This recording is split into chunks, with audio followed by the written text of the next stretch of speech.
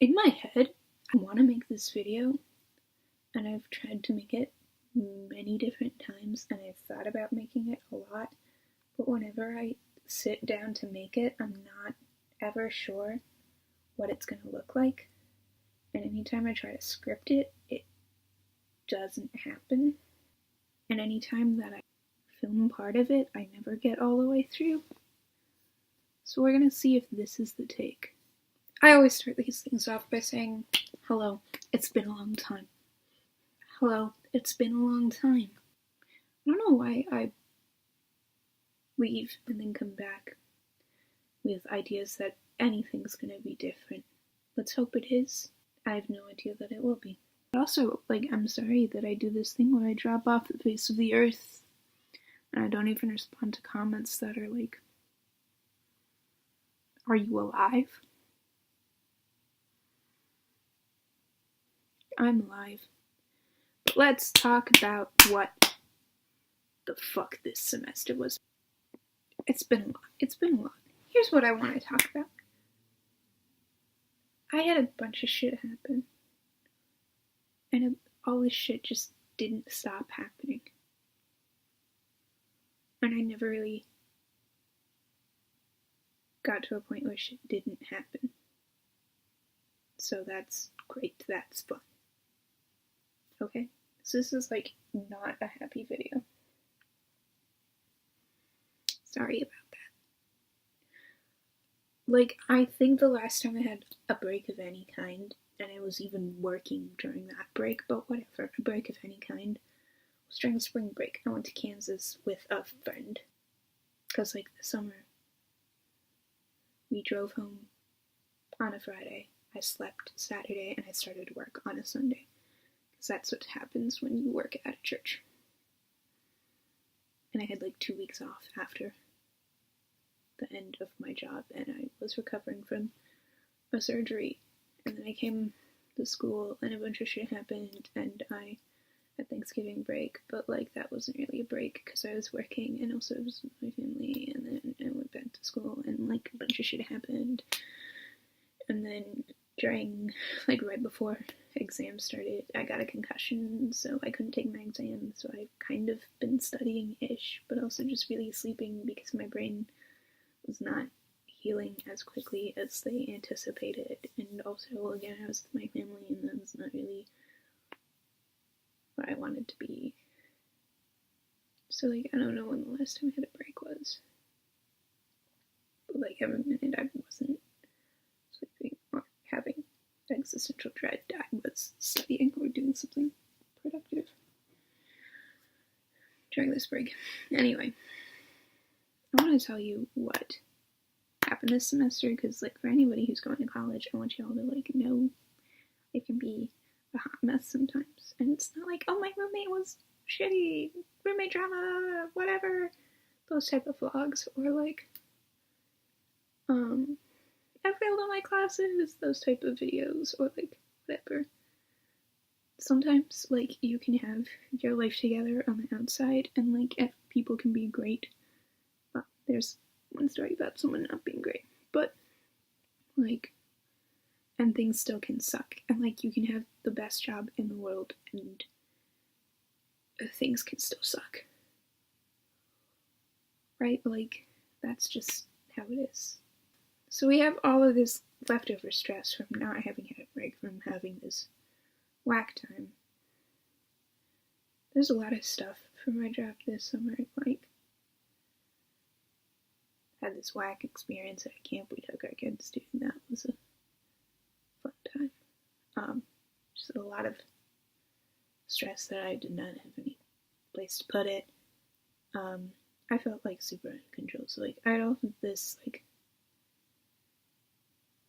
prerequisite stress almost coming into the semester, and also I was juggling 10,000 things when I showed up at school, because I'm a student taking a fair amount of classes, fair amount of credits. I had a job, which I've talked about here, I think, the job that I have now. I'm props master, where it means every prop is my responsibility. that's a lot. That's a lot. That's not actually how it wound up going down. A lot of furniture was like taken from me. A lot of things in general were kind of taken from me. But on paper, every prop is my responsibility. And there was not a whole lot of communication about what actually was mine and what wasn't actually mine. And like that whole process was just not very well thought out. That in general caused a heck of a lot of stress, but the idea alone caused a heck of a lot of stress. And like, let's be clear, that's what I want to do with my life. Holy cow. It's been incredible. I've loved every minute of it. I'll probably, like, if I actually made videos again, which who knows, I will probably make a video about that. But like, boy, something there. Oh, that's another pre-stressor on top of like all my chronic illness stuff. I also had that other whack short-term chronic illness thing. That whack lung infection that I picked up in like April or May. I was still hanging around. That stuck around till early December. Shout out to the kid who gave it to me. You can hear more about him. But I have that dorm leadership position where I'm a part of this. That is a lot. It should be a lot more than I make it to be, but like that's a lot. And then this club leadership thing.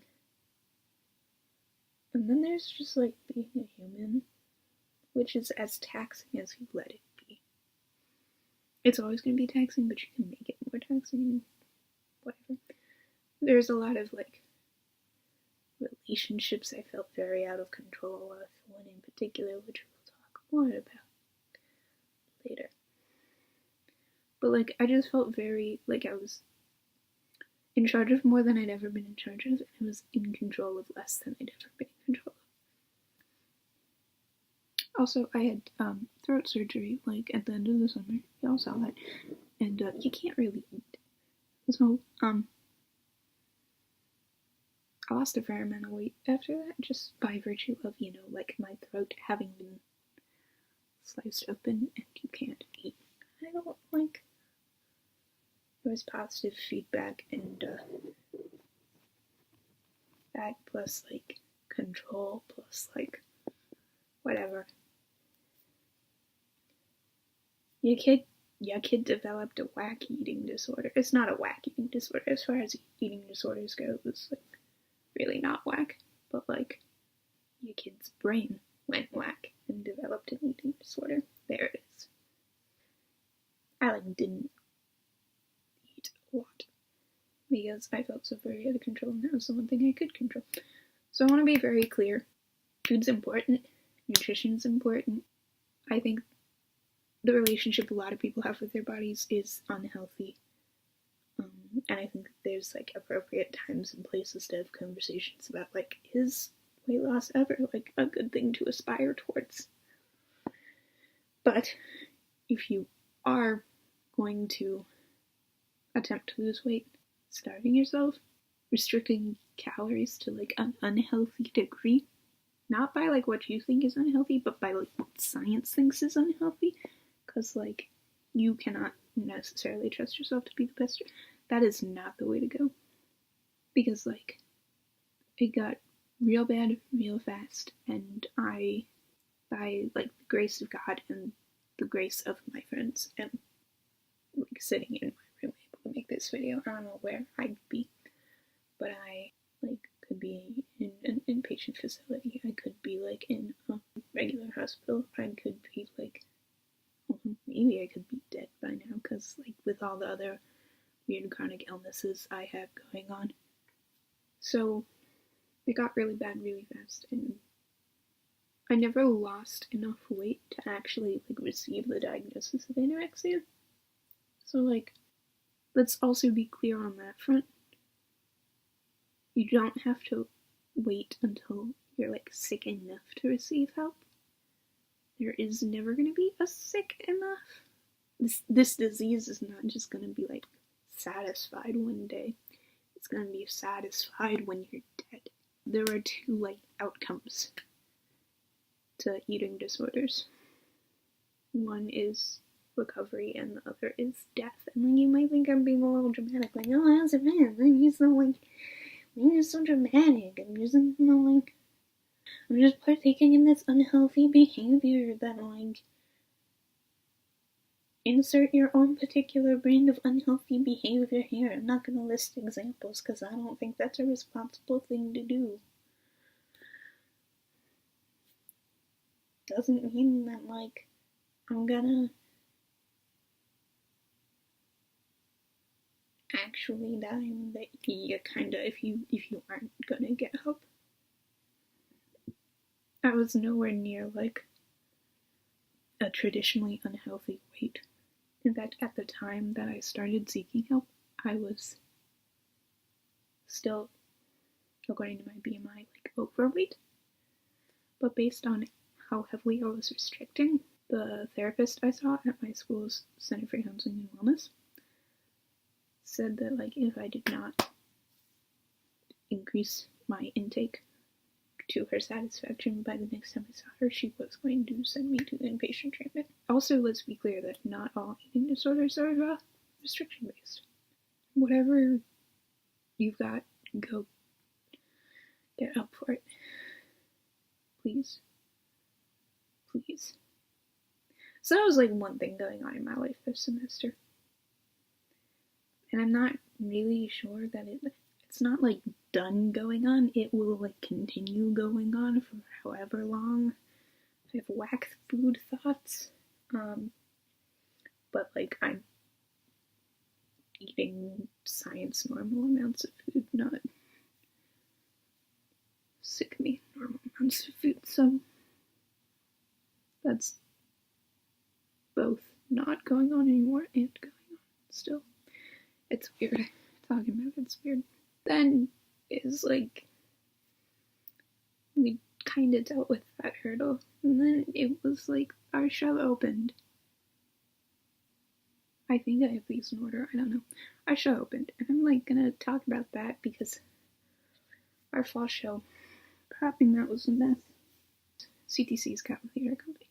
I had CTC students who were supposed to work with me. You're gonna be like, aren't you a CTC student? It gets really complicated, so I'm gonna...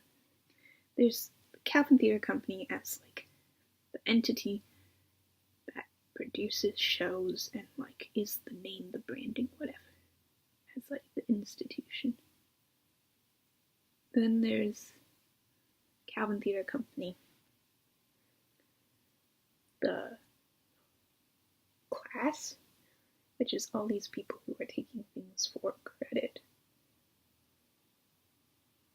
So, like, there's this institution, this idea that, like, none of us are part of because it's an idea and, like, I don't know. Then there's, like, this class that people are doing for credit. I was auditing that class, so I didn't have to, like, do additional work for that class. I didn't take anything for credit. Then there's CTC, like, a show, and so I was involved in CTC shows. I'm also going to be involved in a non-CTC show, which is, like, basically CTC, except no one's getting credit for it. That's what our interim show is. Anyway, a bunch of these CTC kids taking the class for credit that's over here, a bunch of these kids taking it for credit, are supposed to come and also build props with me, under me, for me. So, like, I was going to be a manager. I was lit. And they didn't. That's not exactly true. Some of them did to varying degrees. But, none of them hit the required amount of hours they're supposed to have for, the exact amount of work they're supposed to produce. And none of them, like, communicated this information to me, and in, like, a timely manner, or, like, at all. So I was left not knowing how much work I was gonna, or how much help I was gonna have on any given day, or in general. So I wound up honestly propping a show by myself and putting these people on menial tasks that had no consequence whatsoever, because I had no idea if they were coming or not, so I couldn't like prepare anything for them to do, which is great. It felt to me like there was a significant lack of communication between me and the stage manager and the director and kind of my boss too, about what props we were using, what props we weren't using, what props I was building, what props I wasn't building, all that jazz. I'm sorry, someone texted me. Just all that good jazz, you know? So I'd like build a prop. We wouldn't use it. I wouldn't build a prop. They'd be like, where is it? I'd be like, you wouldn't use it. There'd be... There's this one time, an email was sent to everyone, even like the publicity person, except me. So I like started building something, and then my boss was like, why are you building that? And I was like, because that's on the to-do list for today, and it's something we talked about at our last production meeting. It's like, did you not check your email today? But yeah, I checked my email like 3 or 4 times today. I was like, no, I've checked my email. It's up. And he pulls up this email, being like, that prop's cut. And I'm like, oh, why do I not have that email? Anyway, it's fine. The show was great. People loved the props. It was, for all the lack of communication, it was a good team to work with, and I would like to work with them again. I feel like I just have to advocate for myself better, which is fine. That's something we learn. I will request specifically not to work with those people under me. But yeah. This is all like this one semester. I've been in this weird place for a while with this person where I thought maybe we were gonna get together and maybe we weren't. Who knew?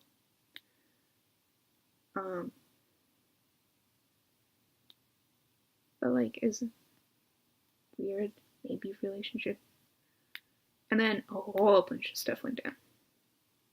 This is a not healthy not relationship is what I'm calling it. And I found out that he was like, while he was flirting with me, he was like flirting with other people while he also had a girlfriend. I apologize for this egregious behavior of whoever is texting me. He just was not a nice guy. He was manipulating a lot of people. I knew a lot of people. It's just really shaking a lot of people's senses of security and well-being. I'm not doing a good job of explaining it, but like, at this point I've come to terms with it. So it's hard for me to get back into that space of being really like bitter and angry about it. It had a significant impact on me. Like, I could not trust my sense of judgment for a very long time because I felt so manipulated and so betrayed and so hurt, and my sense of like judge of character was thrown off so significantly. And like, we'd gotten coffee twice and he just like talked to me a bunch. So I feel very uncomfortable thinking about the impact it might have on his, like, on his girlfriend. Like, what does that relationship look like? I don't know. So, also, like, working on the current show that is upcoming, that I will be working on, and, well, I'm working on it now, but, like, when I get back to campus in, like, who knows how many days, that has been a struggle to get through, but that's fine. We don't talk about shows we're currently working on. That's a rule I have. You wait to burn the bridges until you're no longer crossing them. I feel like I should talk about this concussion. There's not really much to it. I was doing an interview to be an RA at my school, which I got put on the alternate list for. So, turn up for me. Did not get that job, but, you know, A, might still B, there are other cool opportunities. C, might still get hired off the alternate list. The way they do it is there's an individual interview and a group interview. So I was in the group interview, and we're moving from one thing to another. And, like, there's not really a whole lot of story to it. I just ran into a door really hard and cussed myself. But during an interview, we had another thing to do that I just straight up don't remember. They told me that's not why they didn't hire me. So that's cool, I guess. Also, I've been in just, like, a weird place with my faith for, like, a year now. And I think I'm in a better place now than I was for a while. But I had a not great... There was a day where I, like, had a fight with one of my friends about it, and it came to a head in a dining hall, and, like, just what a way to end the semester. So that is the story of this semester. That is where I've been. In a lot of weird places. Doing a lot of weird things. Trying to make the best of things. I'm like, I'm okay. But also, I just wanted to get this out there because I don't want to take all this bad energy with me into 2019. I don't know how much I believe in, like, bad energy and stuff, but just in case. I don't want to take that with me. Also, I feel like me talking about this bad stuff might be useful for someone else. So, like, if you're going through weird stuff, you've had a bad semester, you're not the only one. So, that's what's up. I feel like I make a bunch of videos and just all about how I've abandoned you and will abandon you. But I hope that's not the case. I'm gesturing to me towards where my outline is. That's what this is. I might make more videos on some of these topics. I don't know. Be lucky if you get anything from me at all. That's it. I hope you have a great day. In case I don't see you again before then, that is highly unlikely because it's the 30th. I hope you have a great new year.